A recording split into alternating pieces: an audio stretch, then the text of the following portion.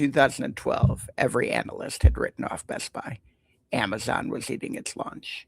Showrooming, where customers were using Best Buy stores to test products before buying them cheaper online, was considered the terminal diagnosis for big box electronic retail. Hubert Joly arrived with a plan that defied every consensus. He invited Amazon's competitors to put stores inside his stores, matched Amazon's prices before Amazon forced him to, and he turned the showrooming problem into a vendor partnership revenue stream. Let's dissect how. Hello, my name is Todd Hagopian, the original Stagnation Assassin, the author of The Unfair Advantage and The Stagnation Assassin.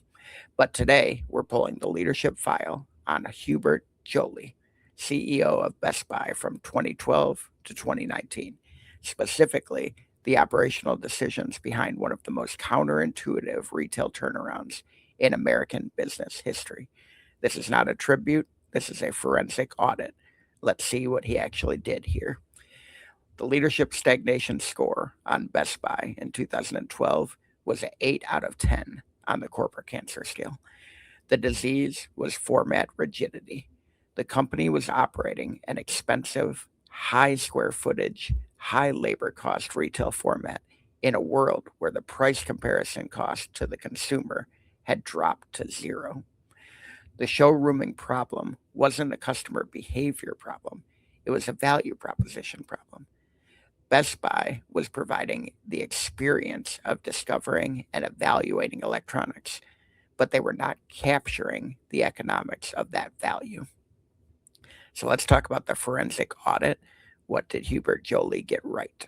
The vendor partnership model might be the single most creative operational decision in retail turnaround history.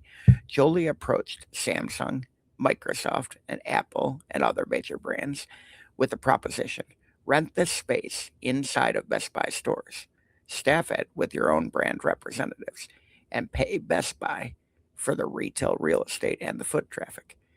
This was not just rent income, it was a complete reframing of what Best Buy was.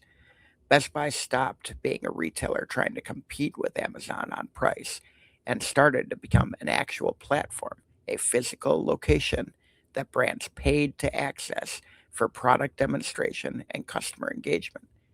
The quote unquote showrooming threat became a vendor marketing service. On price matching, let's look at this. Joly announced that Best Buy would match any competitor price, including Amazon's. This was equally counterintuitive and equally brilliant.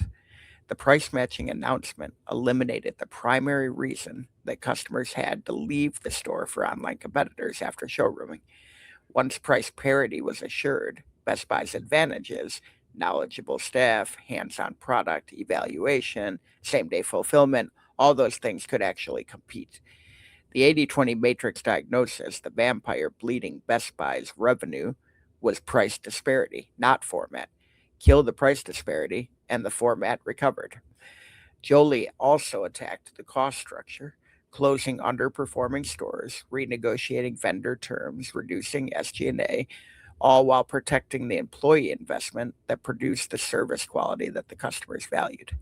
That sequencing is critical.